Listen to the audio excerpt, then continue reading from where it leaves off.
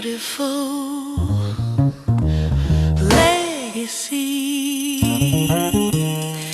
Every line, every curve leaves a trace of who we were. Hello and welcome to Beautiful Legacy. I'm your host, Tiago Pinto. This February, in our season How Movement Became Everyday, we look at the people who did not simply make vehicles faster, but shaped how speed is structured, felt, and remembered. Because movement is never neutral, it is designed. And nowhere is this more visible than on a racetrack. Today's episode is about a man who treated asphalt like architecture, who understood that a corner is not just a bend, it is a decision, that elevation is not terrain, it is tension, that rhythm is not accidental, it is composed. This is the story of John Hugenholtz. That said, let's race along for the next 10 minutes.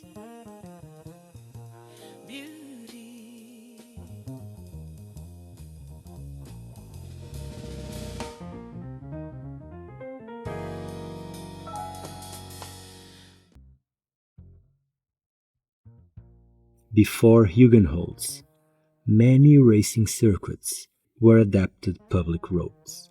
They were long, they were dangerous, and they were often improvised. Speed happened, but it was not orchestrated. Born in the Netherlands in 1914, Hugenholtz began his career in journalism and automotive enthusiasm. But his real contribution came when he started to design circuits, not as pieces of infrastructure, but as authored experiences. One of his early defining projects was the redevelopment of Circuit Zandvoort. Zandvoort was not simply drawn to accommodate cars, it was sculpted. He used natural dunes to create elevation changes. He introduced flowing sequences rather than endless straights. He understood that drivers need rhythm, acceleration, compression, release. A circuit, in his view, was a narrative. You do not simply drive it, you move through chapters. Beautiful legacy. Every line, every curve leaves a trace of who we were. If Zandvoort was refinement, Suzuka Circuit was audacity. Completed in 1962, Suzuka became one of the most distinctive racetracks ever built, because it crosses over itself in a figure 8. This was not aesthetic playfulness, it was spatial intelligence.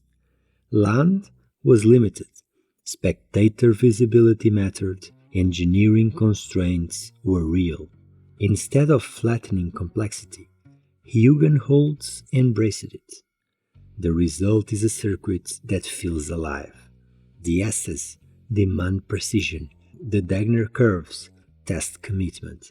130R requires bravery. Every corner has character.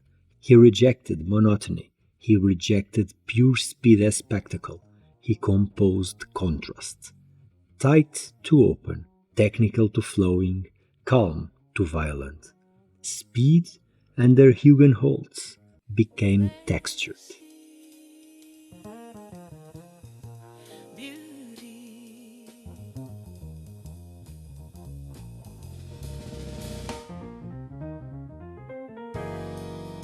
But perhaps his most important innovation was not aesthetic, it was ethical. In the 90s and 70s, motorsport was brutal. Fatalities were common.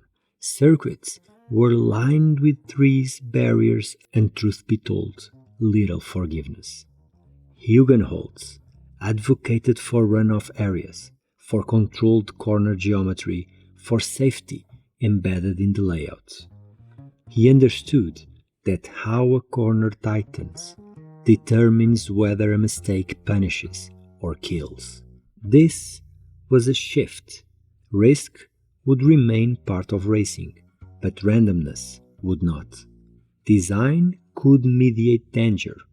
That thinking changed the trajectory of motorsport architecture. Corners became calculated arcs, elevation became engineered rather than incidental, visibility became a design layer. The circuit was no longer just terrain, it was responsibility.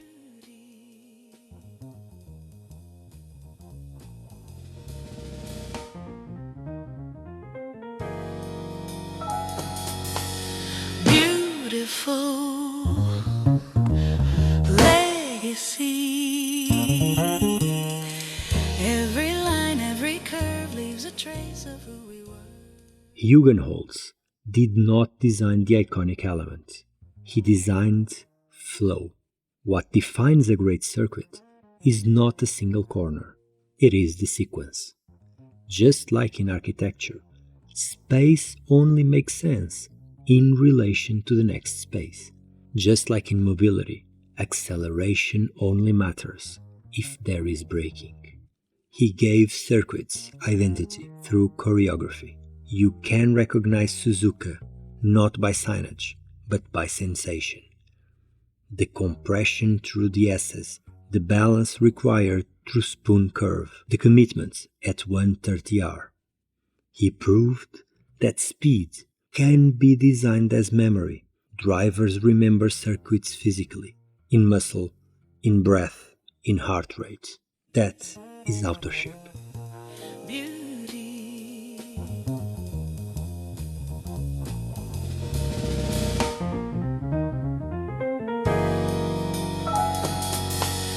Beautiful legacy. Every line, every curve leaves a trace of who we were. The world we inherited from John Hugenholtz. Today, every modern circuit is designed as experience architecture, from elevation profiles to safety barriers, from spectator sightlines to television framing. Nothing is accidental. Runoff areas are standard. Corner radii are calculated. Flow is intentional. Even street circuits now consider rhythm, overtaking zones, braking distances, and visual drama as compositional tools. Beyond motorsport, his influence travels further. Driving roads are engineered for flow. Theme parks design movement as choreography. Urban planners think about circulation not only as efficiency, but as emotion. Hugenholtz helped refine infrastructure as narrative. He proved that a surface can carry feeling, that geometry can shape memory, that survival can be designed. And perhaps most importantly, that speed is not merely about velocity, it is about perception. He turned asphalt into authorship.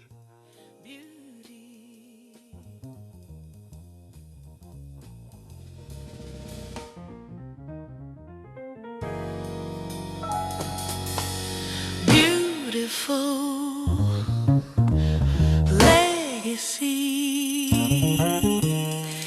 Every line, every curve leaves a trace of who we were. We often celebrate drivers, their courage, their reflexes, their rivalries. But behind every legendary overtake, every championship deciding lap, every moment of collective breath, there is a layout. A decision about how tight a corner should be, how blind a crest may feel, how long relief should last before pressure returns.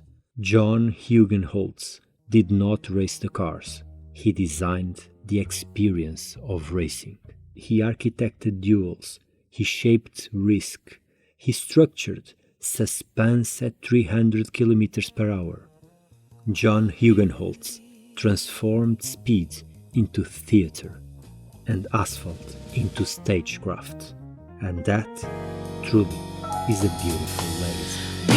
Beautiful legacy. Every line, every curve leaves a trace of who we were. You've been listening to A Beautiful Legacy. Throughout February, How Movement Became Everyday, we explore the individuals who shaped not only machines, but the environments that allow motion to be felt, survived, and remembered. From circuits to car bodies, from engineering to identity, we continue tracing how design structures velocity. Follow the show and join me every Tuesday and Thursday. Until then, keep noticing the beauty people leave behind. Beautiful legacy. Every line, every curve leaves a trace of who we were. In the shape of a chair, in the light on a wall, someone's dream still stands tall. But